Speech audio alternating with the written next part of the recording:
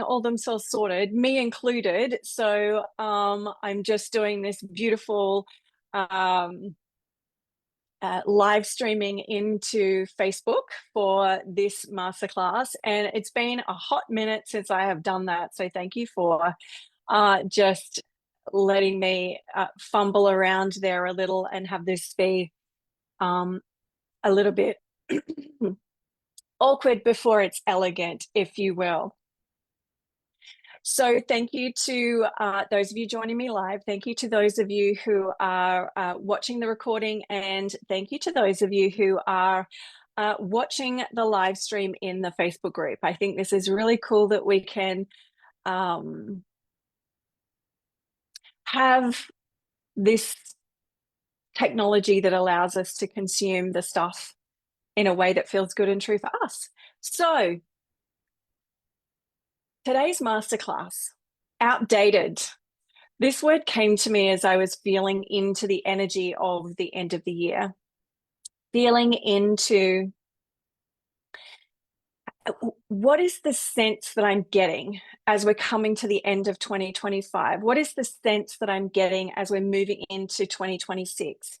And, you know, those of you who were with me in the Future Feminine experience, I spoke a lot about this energy of the quickening and the speeding up. And I'm sure a lot of you would have heard about, in numerology, this year being 2025 being a year of the like a 9-year, which is endings, completions. It's also the year of the wood snake. So very much about shedding skin, letting go. And then we're moving into a 1 year, which is all about new beginnings, leadership, self, go, go, go. Technically, that doesn't start till February 17th. But I wanted to take advantage of the energy of the last day of the year, because I do find when I cross over, like tonight, when I cross, because for me, it's the 31st of December, wherever you are in the world. It might be the 30th of December for you still. But when we cross over the threshold into 2026, there is a definite shift, and we can make it even more intentional with our attention. And so I love being intentional with thresholds in particular. So as I say, the word that came to me was outdated. Like I was just feeling this kind of itchiness under my skin. Like, what is it that is wanting to be blessed and released? You know, like what are those self-sabotaging patterns? What are those thoughts? What are those beliefs that are just outdated for where I'm going in 2026, for what I'm wanting to create, for who I'm wanting to be more of? I'm an evolution junkie, if you will. I love evolving. I love expanding. I love learning more about myself so that I can step even more and more into the truth of who I am, because that's what it comes down to. And so why I love human design so much is because it gives us a language, it gives us a blueprint, it gives us a way in which we get to see ourselves so much more clearly. It gives us a way in which we are able to be in the experiment of life, because life is a beautiful setup. Life is this beautiful playground that we get to be in, that we get to explore and experiment as to who we are and what do we want to experience. So for those of you who are either meeting me for the first time or have not seen me around for a while, I wanted to go ahead and reintroduce myself. So I'm Peter Bastian, and I am a 6-2 G center projected, or G center projector. So what does that mean? We'll go into that more later. And you would have potentially heard me say I'm a 6-2 self-projected projector, which is also true. There are just different ways of saying it. I have been a leadership coach and a mentor for over 10 years, more like 12 years. Prior to that, I was a registered nurse, and also actually started my own business when I was 30. So I started a beauty salon. I took a break from nursing, and I was a little bit sick of sick people, but I knew I loved to help people feel good. And so beauty, and I loved beauty. So I went into that industry and created my own beauty salon. So a bricks and mortar business. And the thing that really surprised me the most about that was how I loved business and the art of business behind the actual salon. I then went back into full-time mumming for a bit, and then came into this leadership coaching and mentoring. So I have successfully coached women all over the world, led retreats, and worked both in the online space, the wellness space, in-person space, plus the corporate space for a time as well. And so early, and it's so interesting. I'm curious where you were at the beginning of 2025. So I want to share with you, at the beginning of 2025, I was actually in a 9-to-5 job. I was actually in the corporate space. And so that's a long story to get to that point. However, suffice to say, I was feeling like my creativity and my dullness, I was feeling quite dull, to be perfectly honest. I was feeling that my creativity was lacking. I was drinking too much. I was in the corporate grind, and I didn't recognize myself, to be perfectly honest. I was like, who am I? Like, what am I actually doing here? This felt like a good idea at the time. I had gotten over some illness, and I wanted to take it easy, if you will, and go into a corporate job, which on the one hand, yes, it was, I could take my brain away from the working on your own business. And essentially what I wanted to do was just show up for work every day and get paid really well for doing it. That happened, but also who I was, the truth of who I am, started to slip away, slip away, slip away. And so I recognized this at the beginning of the year. So I decided to book myself a holiday and took myself on a solo book writing retreat. I went down the beach, and I had this week-long by myself, by the way, by myself, and it was incredible.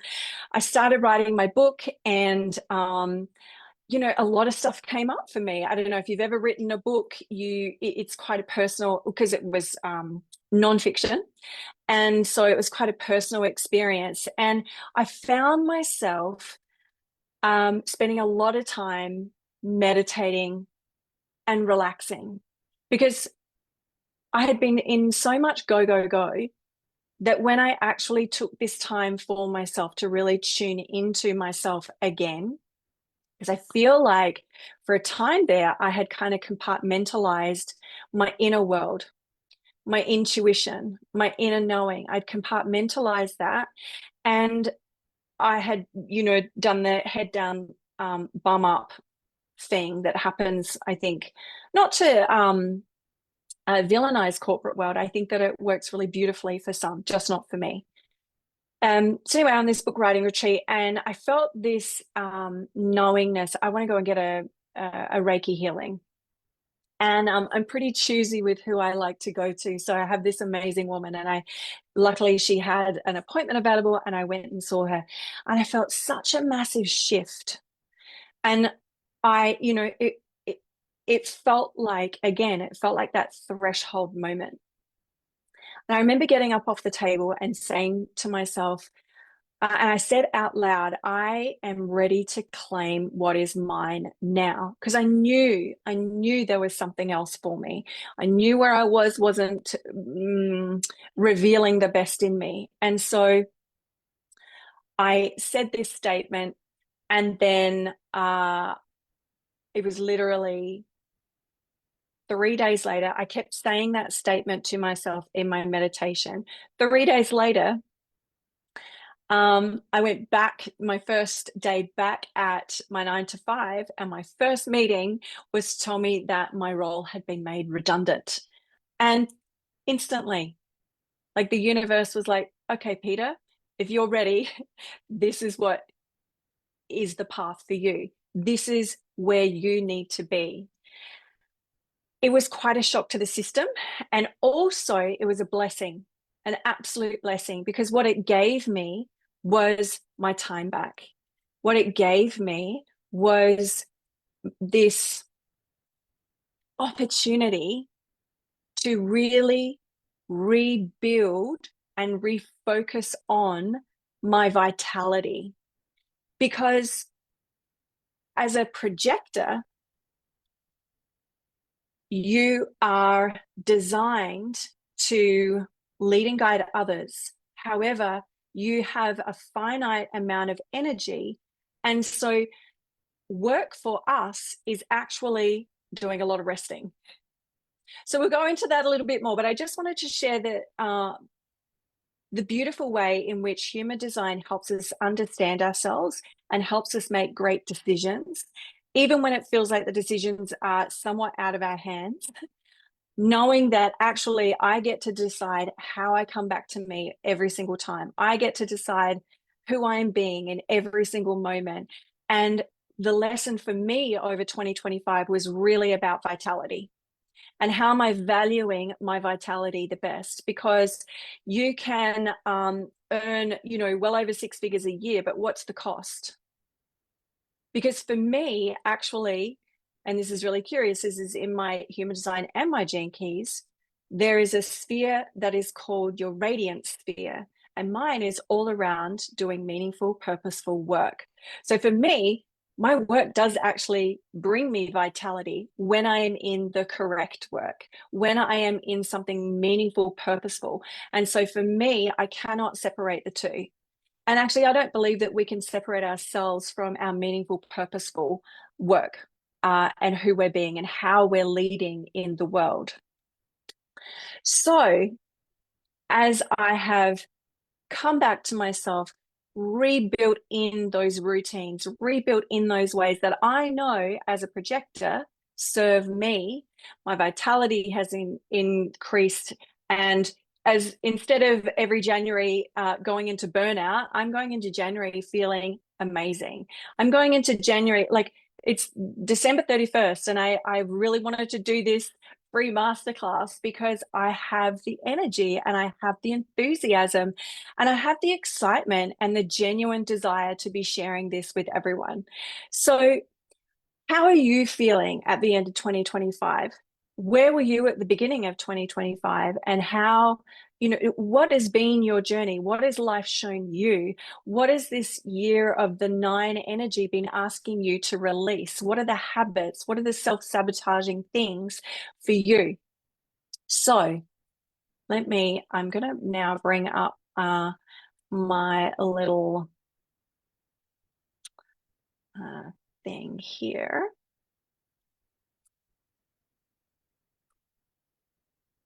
I'm just going to check on Facebook here, and there we go. Beautiful. All right, we are all good there.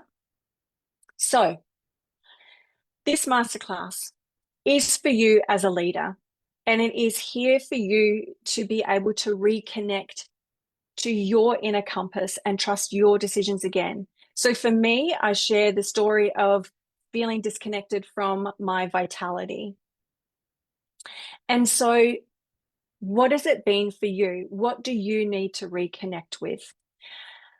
So what I want to do is, first of all, I want to take you through a bit of a self-audit. Like, where are you leading from right now? And because before we look at where we're going in 2026, before we look at direction, strategy, next steps, like let's get really honest with ourselves, not to criticize, not to fix anything, but really clearly see where self-sabotage might be shaping your decisions because you don't want to be carrying this forward. So I'm going to go through, I've kind of sectioned it into 3 groups of where you are leading from right now. And so just notice as I'm reading through them, which one lands for you. I've also, I've put this into a handout for you as well, which you will get with the replay, plus I'll put it here in the Facebook group as well. So most people will recognize yourself in one group, but you might see yourself, traces of yourself in another, and that's completely normal as well. So group 1. So this is in terms of you doing a self-audit of your leadership right now. So group 1 is you are on the self-improvement treadmill. And so you are always working on yourself. You're learning, you're refining, you're upgrading skills and knowledge, or you're wanting to get more credentials. From the outside, it looks like you're being responsible, you're being committed, but often underneath it feels like you're never quite ready. So this group 1 of being on the self-improvement treadmill. So common habits and behaviors of this is you're taking another course, another certification, or another training just in case there's one more bit that you need before you get to do the thing. You are consuming a lot of information. And what this actually does is it delays decisions. You might have an offer that you are just continually refining and tweaking, or just adjusting the messaging, or completely changing the direction, and you keep going over and over and over again in this. You might be waiting until you feel more confident, clear, or qualified, hence why you're tweaking your offers, you're taking another course. And essentially, you're stuck in this preparing phase instead of committing to the action. So this self-improvement treadmill, and I've been here, I get it. So common beliefs, and one thing that is really important, and a lot of what my work revolves around, are your inner beliefs and thoughts, because our beliefs and our thoughts create our reality. So the beliefs running underneath, for those of you in group 1 on the self-improvement treadmill, are, I just need a bit more clarity before I move. Once I know more, it'll feel easier to decide. I'm not fully ready yet, just not yet. And I don't want to get it wrong. And it might even be a little bit of, I don't want to get it wrong again. That hurts. That feels painful. So the self-sabotage pattern for people in group 1 is using self-improvement as a delay strategy. Now, remember when I said I am an evolution junkie? Like, I love personal development. I love self-improvement. However, the self-sabotage of that is when you use that as a way to delay strategy of action, like actually getting on the court. Growth becomes a way to stay safe instead of a bridge to action, right? Yes, it's important to do the self-improvement and evolution. You've got to follow it up with action. When you're in this stage of your leadership, and you can oscillate between these as well, by the way, but decisions keep getting postponed.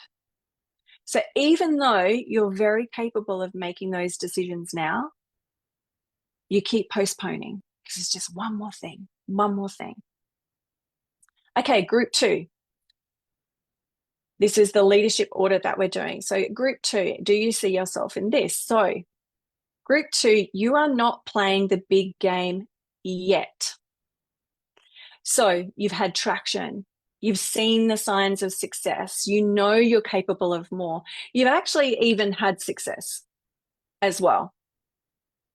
And yet you know you're capable of more, but you're holding back. Not dramatically, not necessarily dramatically, but just subtly. Subtly, you just kind of putting the handbrake on, giving yourself that handbrake. So habits and behaviors of this particular group. You will play small after moments of momentum. Okay, so you're not in the self-improvement treadmill. You have taken the action. You have got on the court. You are starting to, do the things, be visible, take action, take the steps, and you start building this momentum.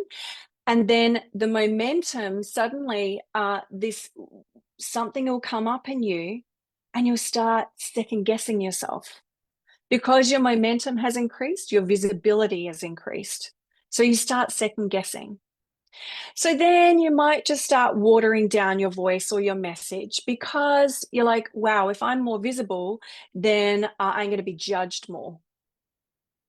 So like it's one step forward, two steps back, one step forward, two steps back. And so you're actually still in a mode of hesitating because you're hesitating to fully commit to actually stepping into all of you. And what's worse, right? Because you're on the court, you're there with others who are in their leadership as well. And they are actually moving forward, and you're watching them feeling a little bit left behind because you're playing safe, being reasonable. And do you know what? I'm not even a massive fan of the expression playing safe, because playing safe, number one, I'm allergic to any kind of slogan or catchphrase that is overused. Like, I'm so allergic to it. But I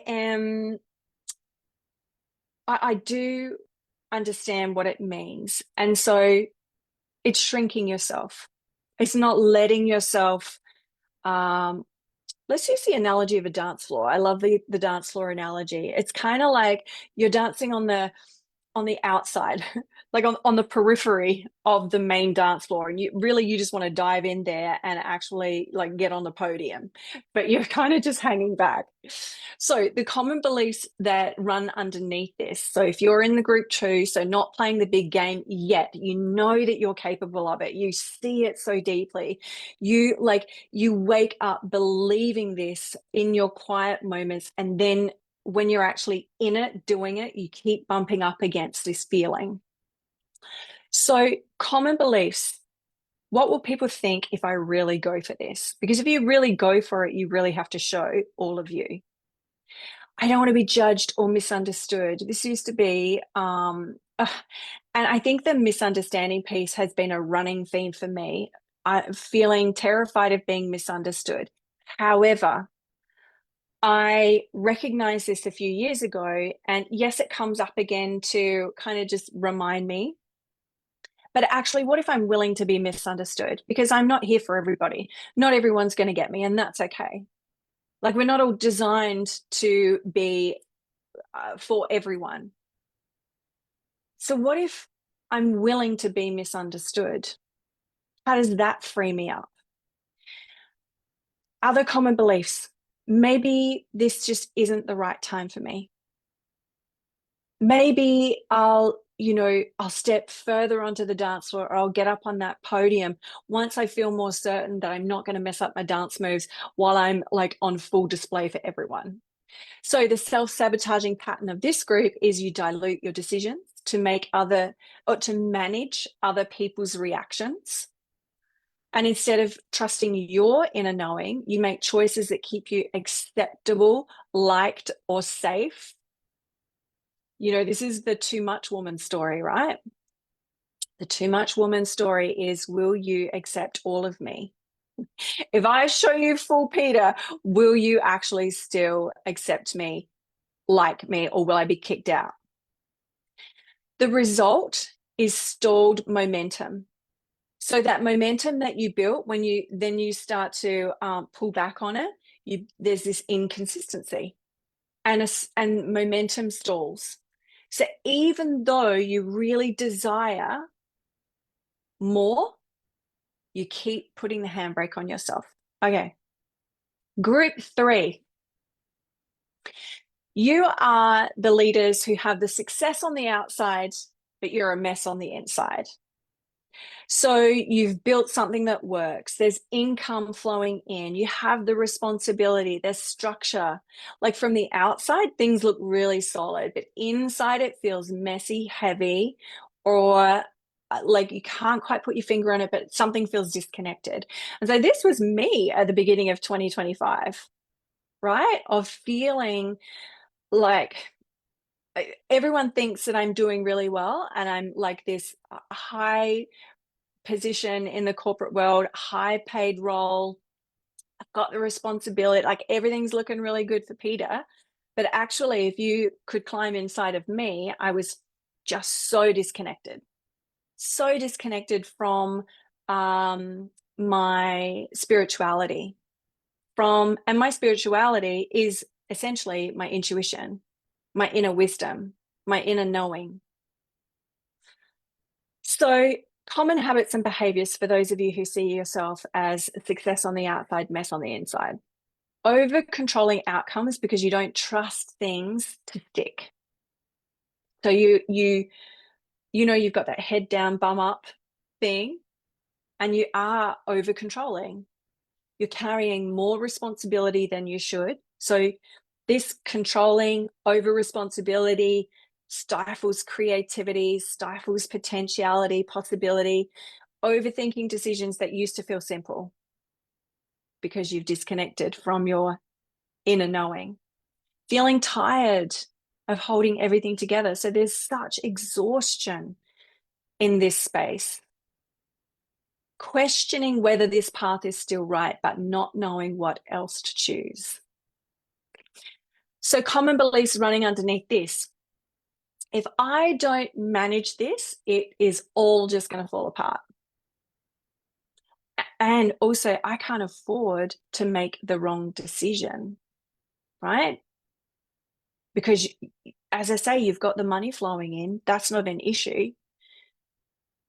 But on the inside, your vitality, your connection to purpose, your connection to joy is actually non-existent. So you inside you're already searching for something else. You know that there's some other decision or some other way, but this, I can't afford to make the wrong decision. The universe decided for me. I just got it taken away like that. But I believe wholeheartedly the universe never gives us anything that we can't handle. So other beliefs are like, this is working. So why is it feeling off? Because maybe for you, the mess on the inside is a bit more subtle. Maybe for you, it's like everything's going great, but why do I feel flat? Everything's going great, but I don't know, it just doesn't kind of light me up anymore. It's kind of just like meh. And maybe one of the beliefs you've got going on is I should feel more confident than I do. Right. And so this is again that dissonance of what you're showing on the outside doesn't match what you're feeling on the inside. So the self-sabotaging pattern here is that you keep making decisions from control instead of clarity, like we're trying to think our way through. And I'm not villainizing the brain and our intelligence, but it cannot override our body's wisdom. And we get clarity from our body's wisdom. And with human design, we have different ways of feeling that, of seeing that, of receiving that.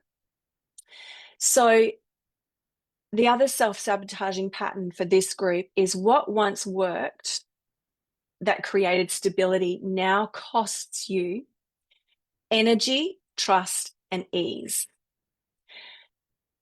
So what I want you to know for this group 3, success on the outside, mess on the inside, that inner mess isn't a failure.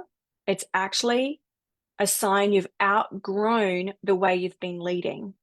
And if I use my own example, when I started that job, I felt the first 3 months, I felt amazing. Like everything was working well. I genuinely had coherence of success on the outside, success on the inside. However, that gradually chipped away, chipped away. Because interestingly and curiously, on reflection, I can see that I had outgrown that role.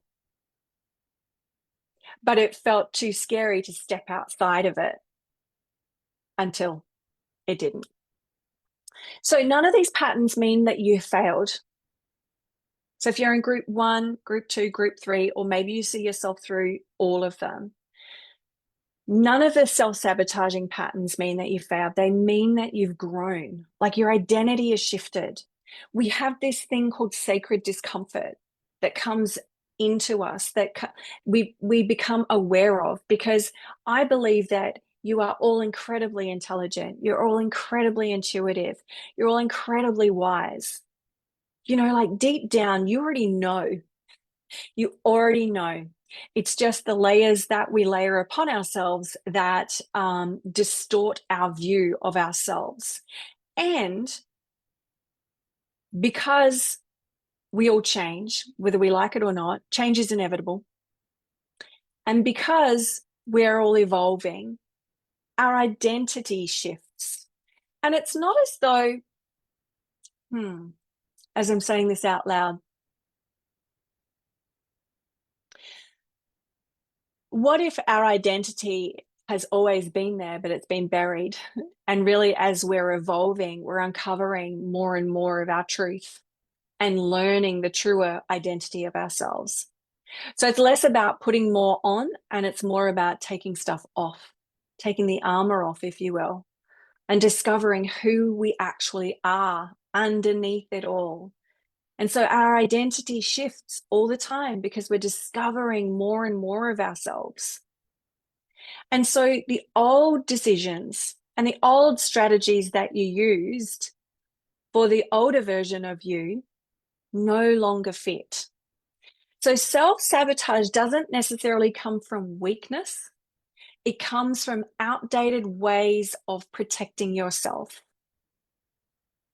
So when we're taking off the armor, we actually don't need to make those decisions from the same way we used to, from the same place we used to. So now I want to go through each human design type. So we have 5 human design types. We have projectors, generators, manifesting generators, manifestors, and reflectors. So if you're brand new to human design, and this is relevant for you if you're brand new or if you have been using human design for years, right? I have been using human design for years and I still learn new things all the time, which I love. I think this is, again, evolution junkie. I love learning new things about myself and how I relate to the world. So for those of you who are brand new, it's really a great place to start to know what type you are. So in preparation for this masterclass, I asked all of you to find out what type you are. So if you're in the Zoom room with me now, go ahead and type in the chat what type you are in human design. If you're in the Facebook group, write it in the comments below. I'd love to know. So as I shared earlier, I'm a projector, technically 6'2", self-projected projector.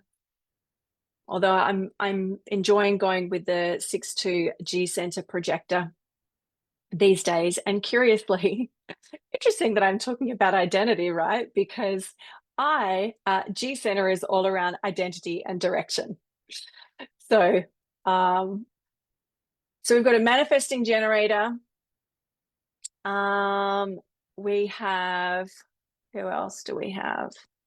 Peter, can you enable the disabled in the chat in the Zoom room? Yes, I can. How have I done that? Thank you. I don't know how I have.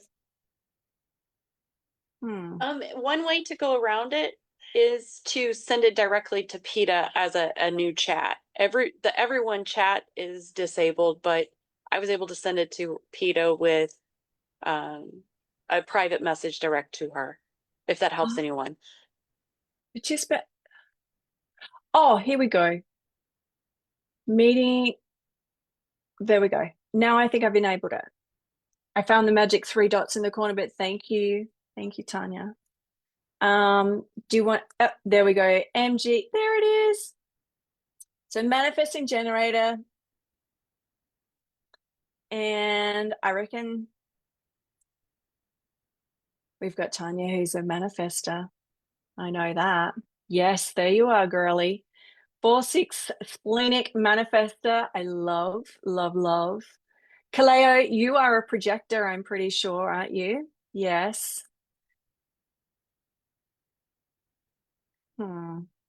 My recording stopped. Let me start it again. That's annoying.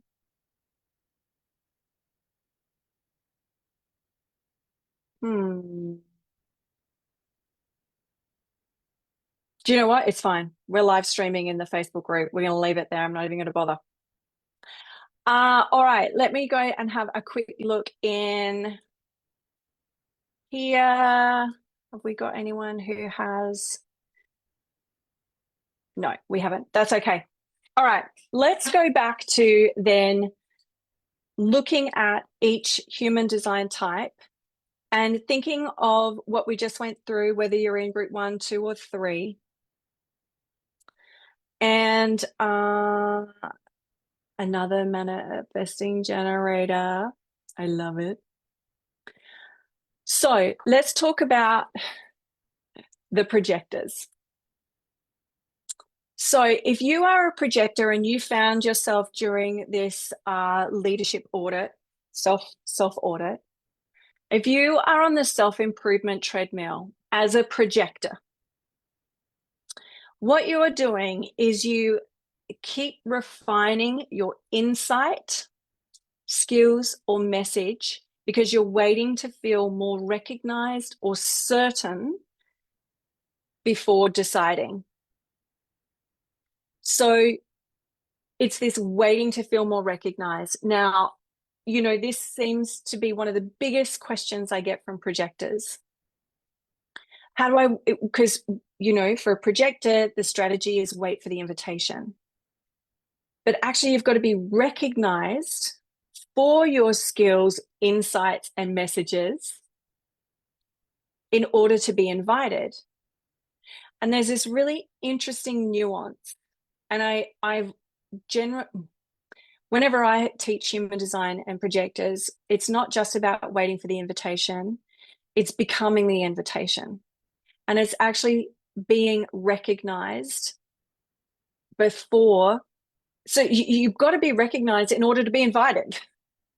You can't just sit around doing nothing, hiding out, not telling anyone about what you're doing, not sharing your skills, not sharing your insights. But when you're in the self-improvement treadmill, you don't actually recognize yourself and you're waiting for others to recognize you. So the sabotage patterning here is postponing decisions until someone else validates your perspective. And this is, you know, outsourcing power. So postponing decisions until someone else validates your perspective. So the realignment for this is really coming back to self. Decide from your inner truth, not external recognition. Projectors, we're here to lead and guide. And that includes ourselves. So you must listen to your own advice. Listen to your own advice. Stop seeking others' advice, permission, recognition, validation. So if you're in group 2, you're not playing the big game yet as a projector. So if you're in group 2, you sense you are here to lead more visibly. So you know you need to get visible. You know that you've got to show up. You know that you've got to allow people to find you. And so maybe you're doing that, but you're actually still hesitating, still waiting for feedback. That, is this it? Have I got it? Am I right? And, you know, one of the things I used to say to myself, and I stopped doing it when I recognized I was self-sabotaging.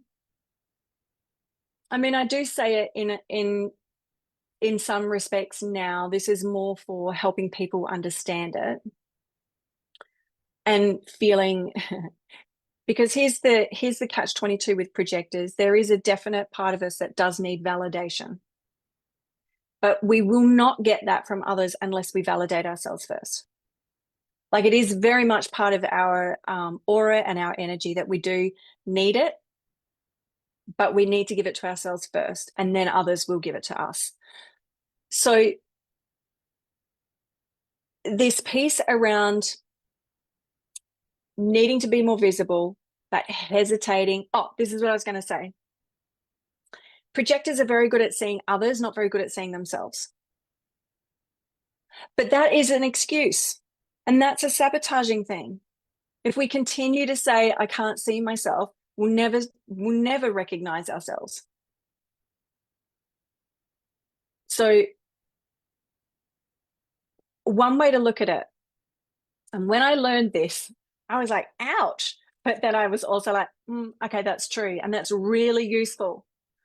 Projectors, we are projecting. So everything in our lives, everything that we see, everything we're experiencing is a projection of us. Okay? That was like a... So everything we're seeing is a projection of us. So if the quality of what you're experiencing, the quality of what you're seeing isn't really matching, well, then go inside, up level, and start cleaning up within. So sabotaging in group 2 for projectors, you're waiting to be invited before claiming your role. Just go and claim it. Just go and be it. The realignment is lead from identity first. Recognition follows clarity. So leading from identity first, what does that actually even mean? It's recognizing yourself.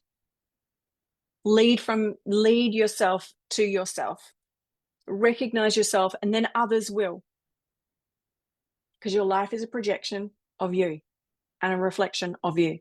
Group 3, so the success on the outside, mess on the inside. So you're guiding, advising, and seeing everything. You got your eyes on everything. However, you are like doing it too much. You're carrying too much. Projectors, you're not designed to see everyone, lead and guide everyone. Another thing I saw recently, which made me go, ouch, but then I'm like, okay. Projectors, we do love to talk. However, what if you actually spoke less and listened more? Because often a projector will try and prove and validate themselves by oversharing, over-advising, telling everyone what to do, because we're seeking that recognition, we're seeking that feedback. But because we're over-functioning, this is the sabotaging here, over-functioning to feel secure or validated. So you're trying to lead and guide everyone. And you're exhausted with that. You cannot do it. So the realignment is guide where invited. Release what isn't yours to hold. You don't have to lead and guide everyone. All right, let's move on to generators. So generators in the group 1, the self-improvement treadmill. So my beautiful generators, you keep saying yes to growth, learning, taking on more responsibility, even when it drains you. So generators, this sabotaging pattern is over responsibility. And saying yes, even when you really feel like meh, or want to say no. You just keep saying yes to growing. Yes, it's that addiction thing again. But it's actually you're saying yes to things that you think you should be doing, that you should be learning, that you feel obliged to, as opposed to it being a genuine sacral yes. So generators, it's soup and manifesting generators. all of us need to be connected with our body. However, generators and many gens, your body is your compass. Your sacral is your compass. Your gut, yes, your gut, no, is your compass. When your mind tries to override that with, well, we should really do that. But I did promise that. But you feel your energy depleting even as you're talking about it, even as you are thinking of doing it. You're sabotaging yourselves because you're choosing obligation over genuine response. You're overriding your sacral yes. So if you're in group 1 as a generator leading right now, your realignment for this sabotage of choosing what you should as opposed to what energizes you is to respond to only to what energizes you now. And stop overthinking it. Generators love to overthink everything as well. So just choose one thing that energizes you. And it doesn't even have to be a like, woohoo, right? It just has to be, oh, I'm feeling, and genuinely, I see generators being pulled forward. They're pulled to do something, to engage. So group 2, for generators, you're not playing the big game yet. So as a generator, when you're in this phase, you're staying loyal to what's familiar, even when something bigger is calling. You know, this overly responsible, and because generators by design are here to build something truly beautiful. Generators just have this devotional energy about them. They create, they alchemize. They take something and they just lovingly, beautifully tend to it. And they build something really, really beautiful, really useful. And it's their one thing that they love. However, a generator who's not playing the big game yet is actually not allowing yourself to really tap into, actually, what is that bigger thing that is really calling me? Because I bet you a generator who is not playing the big game yet, you have a thing that you are, you could say passion project, or there's something that you really, really love that you would love to spend all your time focusing on, but you've put that aside because you're focusing on what you should be doing right now and what you've always been doing. And I've really got to stick this out. I've really got to keep my head down, bum up kind of philosophy. So the sabotaging that you're doing is you're actually mistaking comfort for alignment, because you're very good at working on the thing. You're very good at staying on task. You're very good at methodically working through. But when you're methodically working through and it feels like you're walking through like mud, that's not alignment. That's just trudging through for the sake of it. So the realignment for you is to actually trust your gut response toward expansion. And it might feel a little bit like fear. It might feel a little bit like, oh my God, is this actually really going to work? And you got to trust that your sacral knows best and follow it.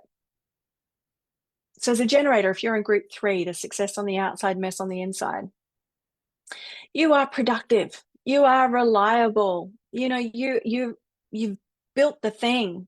You've built a really amazing thing, but you're exhausted. You're exhausted because maybe you've been building it in a way that is out of alignment for you. So maybe like the sabotaging that you've been doing is you've been pushing through instead of listening to your body. Because there's this pattern with generators where they feel like they can't rest. They feel like they can't turn it off because I have to keep going. I have to keep doing it. Whereas if you could listen to your body allow yourself to have rest, the thing will be there when you get back. So the realignment for you is to stop forcing consistency and follow sustainable satisfaction. So satisfaction is the alignment theme for generators and manifesting generators. You know, it's like, what makes me feel really satisfied? And it's because you can be consistent with that. And then you'll find your output just naturally is consistent anyway, because you've taken the time to listen to your body to be like, okay, I actually need rest right now. Right now, the best thing that I can do, because generators always want something to do, best thing I can do is rest. The best thing I can do is switch off. Because what is that productivity and reliability to others costing you?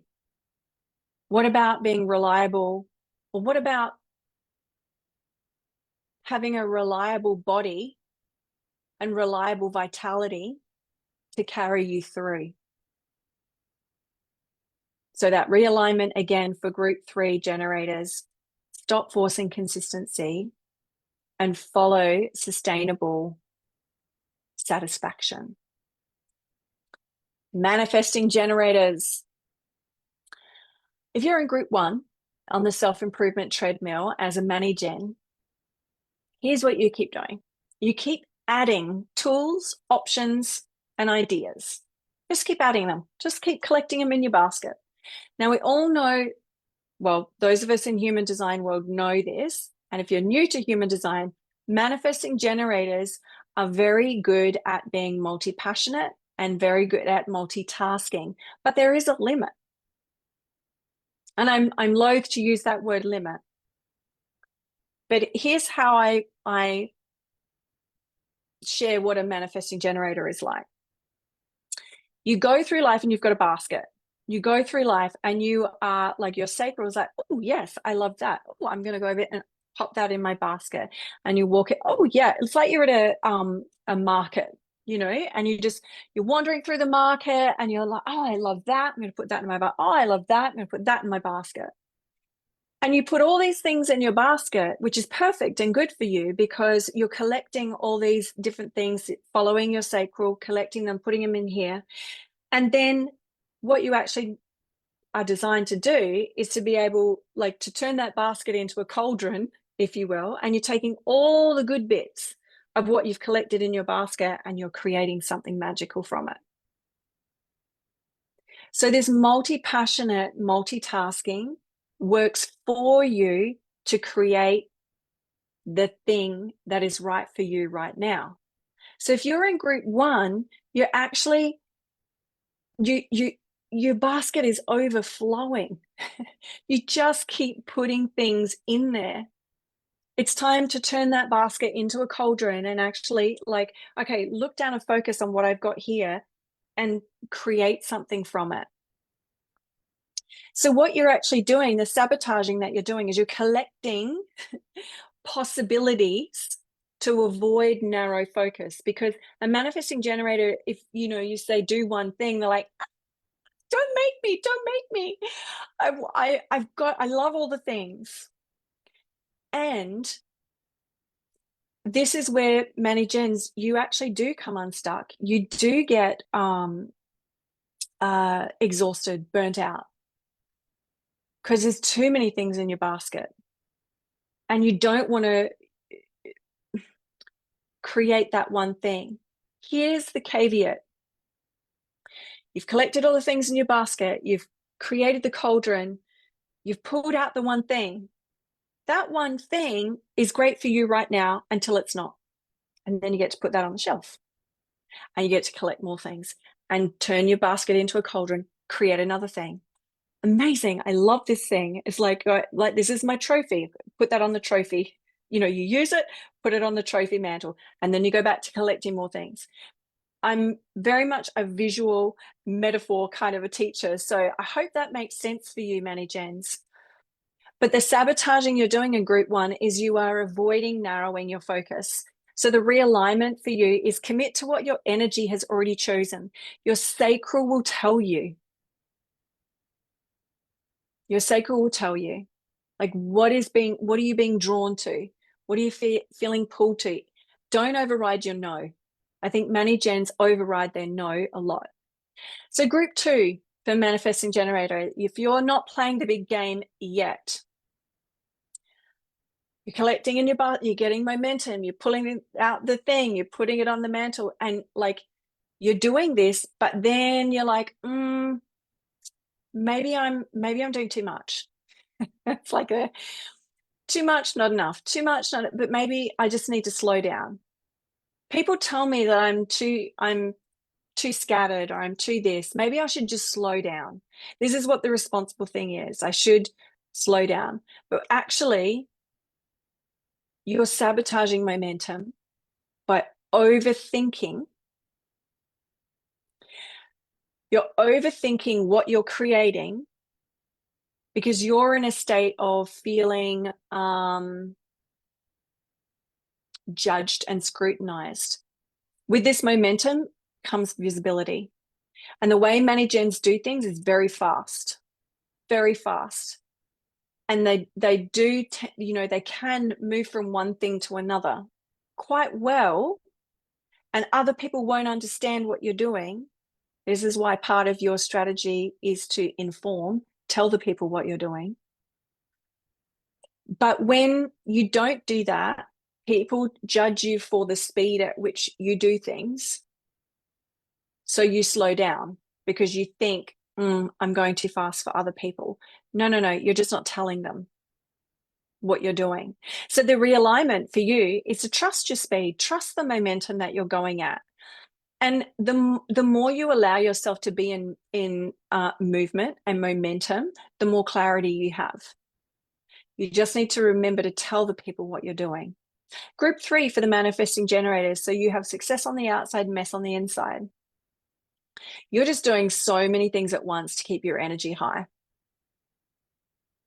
right? Because you've got this persona, you're successful on the outside, but on the inside, you're quietly like eroding. Your joy is gone. The vitality is gone. So you're like, why am I like this? I'm usually so energetic. I usually have so much momentum. What's wrong with me? Oh, well, I'll just keep doing things.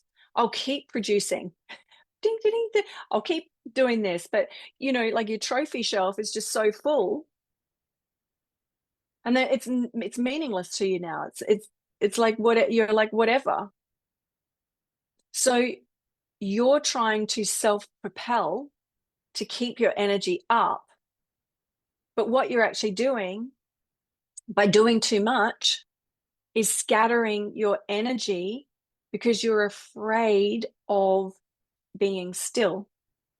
It feels stagnant to you. Stagnancy feels like, ugh, for a mani-gen. However, there's a point where you've actually got to consolidate all the trophies on your shelf, right? There's a point where you actually do need to simplify what you're doing, how you're being. Simplify your multi-passionate, multitasking approach, because success for you needs to compound in a way that is still feeling beautiful, feeling exciting, feeling joyful. All right, manifestors. So manifestors, if you're in group 1, the self-improvement treadmill, as a manifestor for people new to human design, each type has an aura. Generators and manifesting generators, their aura is all around them and it draws things to them. Life experiences, people, and that is so their sacral can respond. Projectors, we project, we have a column of energy that comes out directly from us. And it's actually this two-way street of energy. Manifestors, you have an aura all the way around you, and it is energy that actually pushes outward. So it pushes energy out from you. So a manifestor's strategy in their leadership is to initiate action and inform people. So if you're on the self-improvement treadmill as a manifestor, you're delaying your initiating until you feel fully prepared. Even if you know you're a manifestor, you know that you're the one who's meant to go first. So I'm just going to make sure that I've just nailed this first, because I want to make sure that it's safe to do this.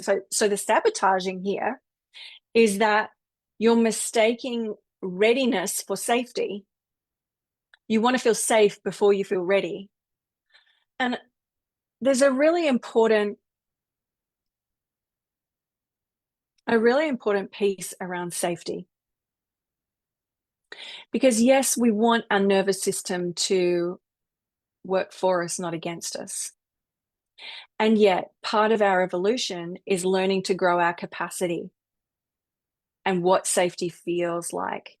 And so in order to grow anything, if you're at the gym and you're wanting to become stronger or have more stamina, like you've got to push yourself a little bit out of your comfort zone in order to grow.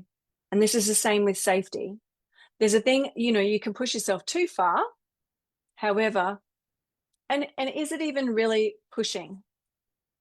Maybe it's just opening, right? Just opening yourself for a little bit more and a little bit more. And it's okay to not feel ready, because the realignment for manifestors in this group 1 of the self-improvement treadmill is to initiate from your truth, from what is real for you. So connecting into what is true for me, and then inform as you go. So start the thing. Essentially, start the thing. It's okay if it changes. Just start the thing. Like if it's true for you now, start the thing and tell people as you go. You can change it later if you want. Group 2 for manifestors. So those of you who are not playing the big game yet, and manifestors have a very big game to play. They have a very powerful energy. And they have lots to initiate, lots to inform, or lots of energy behind what they want to initiate and inform around. However, manifestors, in this group 2, you tend to hold back your ideas because you want to avoid resistance or conflict. Now, the resistance and conflict come from 2 things. Resistance comes from, and this is other people's resistance. It's when you're not informing, right? Really, manifestors, you inform others so they can either get on board or get out your way. So you've got to be okay with the people who don't want to get on board. You've got to be okay with those who are like, well, hang on, I don't want it. Like, can you change the seating arrangements on the bus, please? Because I want to get on board, but not how you've said. And as a manifestor, it's like, well, actually, no, this is the seating arrangement. This is the bus that we're on. You can either get on this one or wait for the next one. Right? And that takes boldness. But manifestors, you are bold. You are designed to be bold. And bold carries with it such a lot of connotation and expectation. So really sit with, what is bold for me? Because again, it's very unique and individualized. However, when you stop sharing your ideas of what you're initiating, you're not even maybe you're not even driving a bus.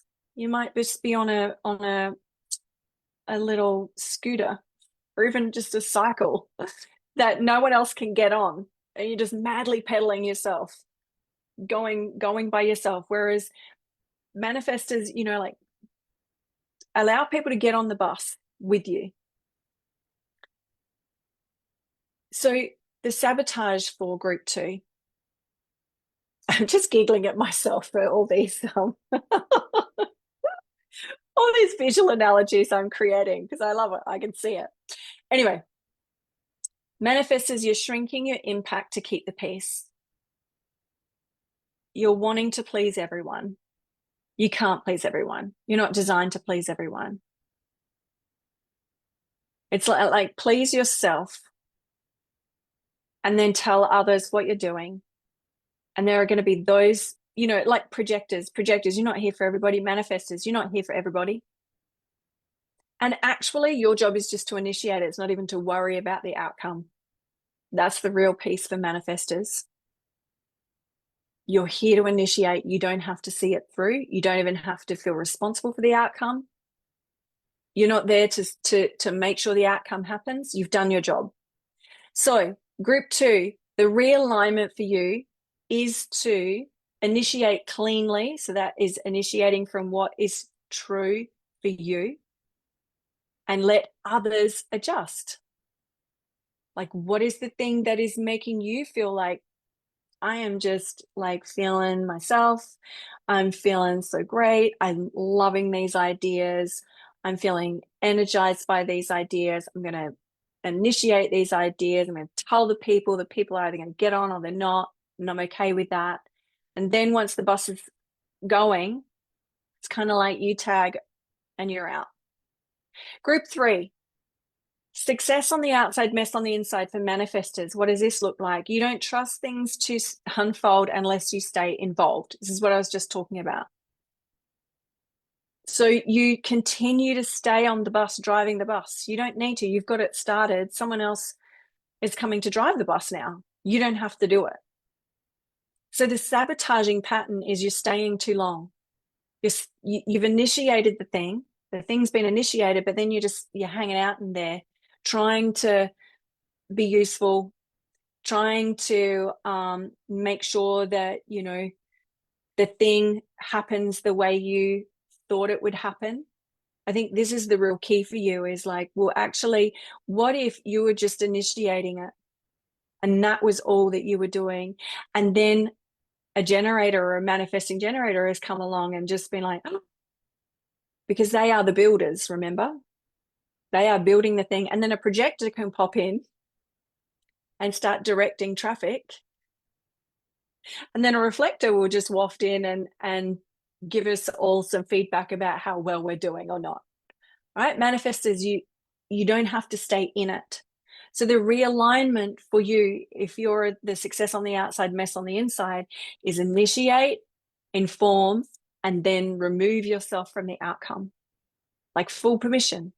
You've done your job. You don't have to keep staying there. Okay, reflectors. Reflectors, if you are in the group 1 of the self-improvement treadmill, you are absorbing the expectations about what you should work on next. So reflectors have a really beautiful design. It's a very interesting design. They have no defined centers. They're just absorbing and amplifying, absorbing and amplifying. So if you're stuck in the self-improvement treadmill, you are absorbing other people's expectations about what you should work on next instead of being able to know your own. So the sabotaging you are doing is you're trying to find your clarity through other people's opinions. If you're trying to decide what to do next, you're actually, when you're continually doing self-improvement and absorbing other people's methods, ways, resources, their expectations about what should work for you, you're actually making your decisions from their opinions. So the realignment for you is to slow down and reflect without pressure. Now, easier said than done, I get that. But actually, it really is about slowing down, taking yourself away from everyone else. Don't sign up for another cause. Take yourself out of the groups that you're in. Even if you're not showing up in the groups, energetically, like take yourself out of the groups so that you can actually just realign with what you want to work on next? What are your expectations for yourself? What are your desires for yourself? A reflector in group 2 who's not playing the big game yet, you're waiting to feel certain before stepping forward. Now, the big thing with reflectors is not having any defined centers. Your definition comes from your profile, which is your numbers, your main numbers. However, because you are absorbing and amplifying so many other people's things, if you haven't created a way to replenish yourself, and actually replenishing for you is emptying out. Replenishing for you is really being able to step back from everything and give yourself a hot minute to just kind of really empty out, empty out, empty out. Because if you're stuck in other people's energy, you're never going to feel certain because there's all these other influences coming at you. But when the sabotaging that you're doing in this group, though, the not playing the big game yet, is you're forcing yourself to be ready before you're actually ready. Reflectors have a completely different timeline that they work on.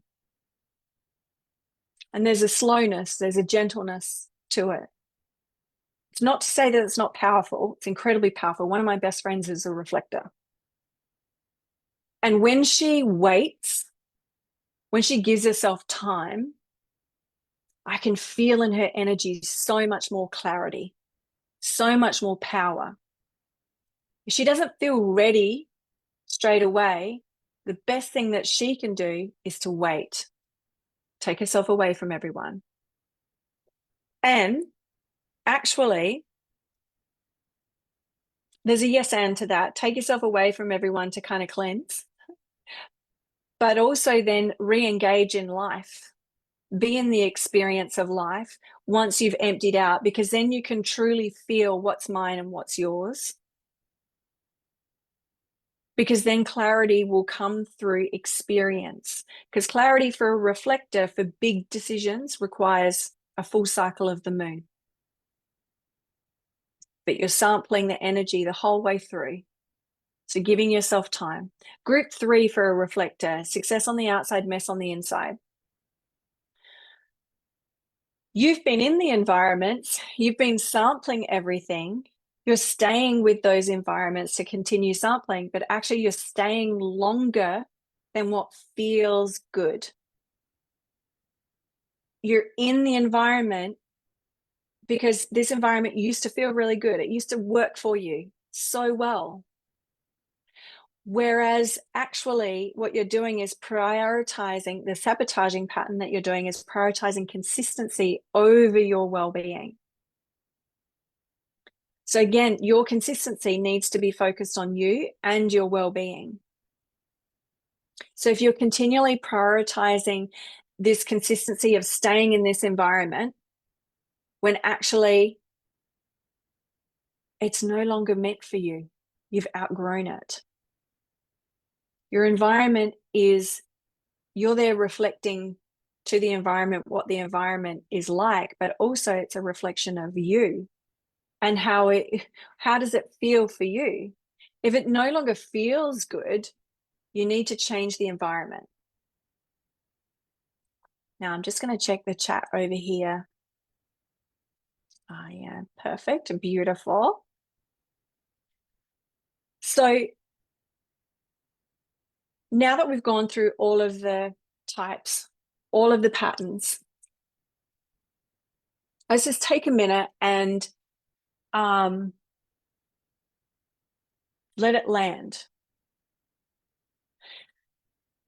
Because one of the dangers is the wrong word, but one of the fallouts with human design is that we actually go into mental loops. We actually only take the information and mentalize it as opposed to experiment with it. And noticing patterns is a really important part for us. but not to continually mentally loop over it. And the patterns are here to show us the ways that we've outgrown the way we've been doing things. So this whole masterclass is about, you've actually outdated yourself. You've outgrown yourself. And these patterns are showing you how. So you may now, as you're letting what I've shared sink in, maybe you can see the pattern clearly, but you're still wanting help naming what it means. Like, I see the pattern, but what does it mean? What is life showing me? What does it mean for me as a leader? Number two, you can feel like there's something wants to shift. Like I just feel this itch. I feel this discomfort. I know that there's something that wants to shift, something that wants to move, but you're just not sure how. I know the thing, it wants to shift, but how am I going to shift it? And so the third place you might find yourself is, you know that you're at that threshold. I spoke about the thresholds at the beginning. You know that you are at a threshold, a bigger threshold, and you actually recognize that you want some support stepping through it. You want to know that there's someone or some way you can bounce ideas. You can be in the experiment of, have things reflected back to you, be able to see yourself in the pattern as it's happening. So all this leads you to, where do you want to be in the end of 2026? What sort of leader do you want to be at the end of next year? And in human design land, we are talking about the big shift in 2027. And really, no one actually knows what the big shift will bring, but it will bring a change. There's the conversation is around new types of beings being born.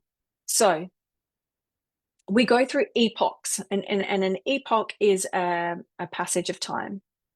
And these passages of time correlate with our incarnation cross in our human design. And so we have our personal incarnation cross, and then the universe and the planet has an incarnation cross. And we have been in the right angle cross of planning for the last 287 years.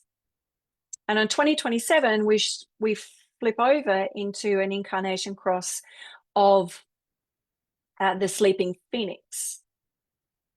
And so it's a completely different energy. And we used to be, in terms of our centers, and a lot of you would know about chakra systems. And our chakras, we have the 7 main ones in our body. Human design talks about 9 centers. So we actually used to be 7-centered beings in human design speak, and then we shifted into 9-centered beings. So a couple of different centers, like separated. What's happening in 2027, so they say, is that we're actually shifting into 3-centered beings. So we'll shift from 9 centers to 3 centers. Now, those of us who are 9-centered beings now, that's how we are, who we're going to be. But there'll be a new wave of people being born. So that's these individuals being born, but the individuals then create the collective energy and the collective focus.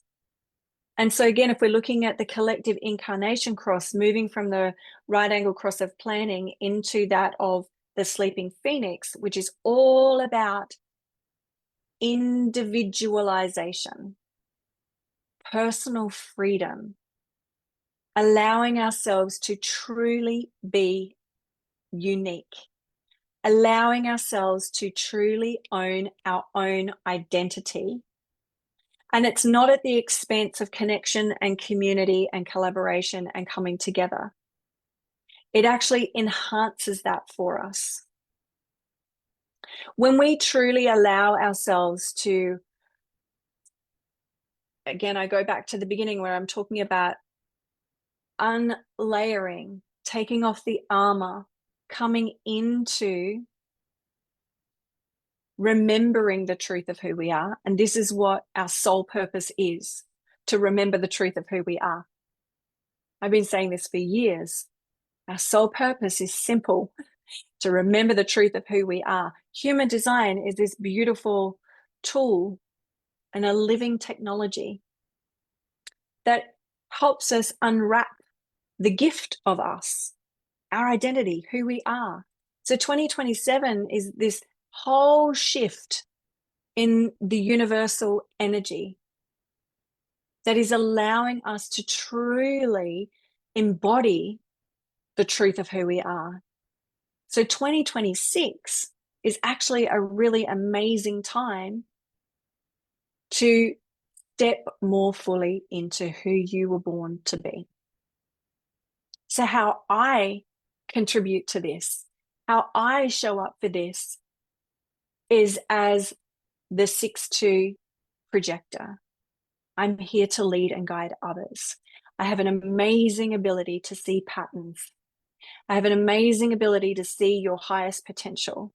I have an amazing ability to see your blind spots. I have an amazing ability to be able to tune into you.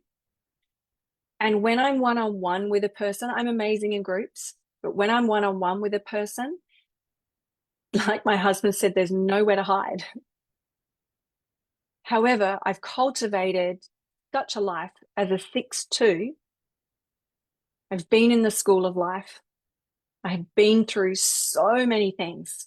I have grown wisdom through experience that when I see the blind spots, I have an amazing ability to be able to reflect those to you and speak those to you in a way that you can hear, that you can land, or that you can allow to land in your body. So what I have decided for myself in 2026, while I'm still in some group containers, I'm really excited and feeling the energy of one-on-ones. And so I've created 3 different ways that we can do this together, to utilize the gifts I have to help you lead with the gifts that you have. So the first one-on-one I've got is called Revealed. And this is for you to receive clarity. It's a 30-minute private one-on-one where I'm going to pinpoint the blind spot that you're actually making your decisions from right now. So the misaligned decisions, and help you clearly see that. 30 minutes. This is for when you want insight before you take action. We just zoom in and we get into it. That's $55. This is all in USD. So the second one-on-one that I am offering is a 3-month container. It's called Return. And this is a 3-month container of one-on-one, weekly one-on-ones plus voice messaging. This is for when you know you're pushing uphill and you're really ready to reclaim your aligned power and lead from that place instead of the habits that you've outgrown. So this is like an intensive portal where you will change. My incarnation cross is the left angle cross of revolution and rebirth. Just being in my energy means you change. And that is the truth of it. And when I look back over my life, I look back at all the patterns and I see so clearly every person I've worked with, whether it's one-on-one or in a group, has changed. They change just by being seen by me and having the things pointed out, and then the grace for them to actually remember their own power, and then they change the things. They change their business. They change their relationships. They change their money story. They change. because they've been in this portal. So return is that 3-month one-on-one container for you to really return to your inner power and have the confidence to lead and decide in alignment for you as who you are now, not as who you were before. And so this is an application process. It's like 90 days is such a juicy time. I only do deep, by the way. I know this about myself as well. I only do deep. I've tried doing surface, it just doesn't work for me. I'm like, meh. It doesn't fulfill me. So we drop in deep, we get in, and we create this way for you to return to your alignment, to your power. So it's a weekly thing. So that's 3,333. You can apply for that one. There is a payment plan as well. So then the third option for you to work with me one-on-one is called Rebirth, of course. And this is for deep evolution. This is a 9-month private mentorship. And this is for you're in that identity shift. You are coming in here because you know you're in a genuine space because you sense there's this more authentic version of you. This person within you, this part of you is really ready to lead with greater purpose, greater vitality, greater freedom. And you know that this is the deep work. And I've chosen 9 months for a reason. It's called Rebirth for a reason. This is for those of you who are ready for a genuine identity shift, where your direction, your purpose, and your self-trust are really it's being born over these 9 months. And so I'm very excited to be offering all 3 of those. So the Rebirth, how that works is instead of weekly, it's every fortnight. So bi-weekly, we have a one-on-one with both the 3-month and the 9-month. So the return and the Rebirth. We also have Telegram voice messaging. And here's the reason why on here you won't see me say human design reading. I don't like doing them, and I'll tell you why. Because a human design reading, all we're doing is I'm looking at your chart and telling you all the things about the chart. And I see time and time again, people get overwhelmed, they get confused. They latch onto something and they mentalize it and they don't actually apply it. Human design is a living technology. It's an experiment. So when I have worked with clients over a longer period of time, they have lasting change. They truly understand themselves. They move forward in this I was going to say upgraded and up level, but it's not. It's a rebirthed identity, because you actually see yourself and understand yourself and move through life in a different way. So as you're moving through life, as you're in the experiment of it, this is why I love adding in the voice support, the Telegram support, because you get to come in and say, this is happening for me. I'm noticing this. You get the unfoldment in real time. You get the transformation in real time, because life is here to show us and teach us. Life will bring you the thing.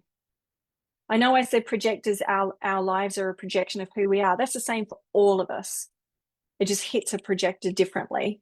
But our lives are showing us, because we are in collaboration and co-creation with the universal source, with universal wisdom.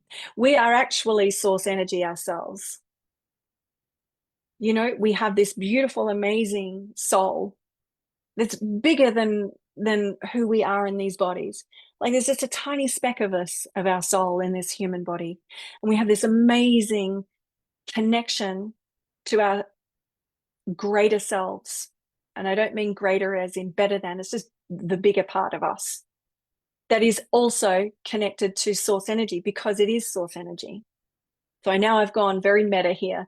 I've gone into my Aquarian space, but I love it because, you know why I love it? Because it helps me remember when I'm stuck in my smallness, this is not the truth of me. This is not the truth of who I am.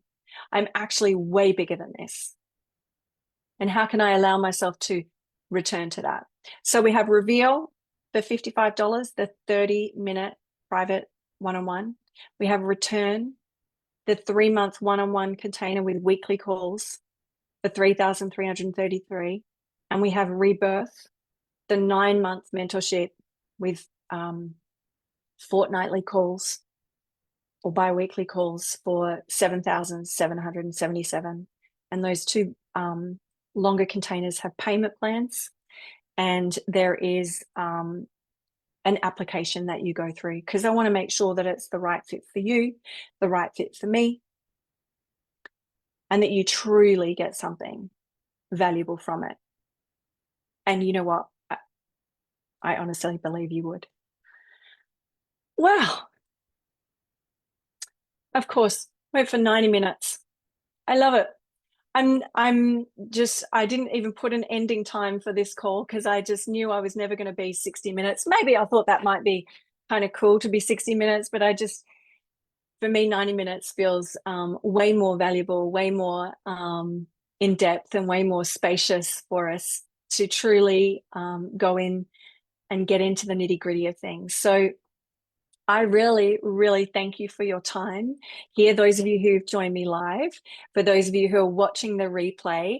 I reckon I haven't actually recorded any of this call. I think Zoom tricked me into thinking it was recording, but it was actually just recording, I think, transcribing, which is totally fine because we've got it in the Facebook group. We've got a recording of it there.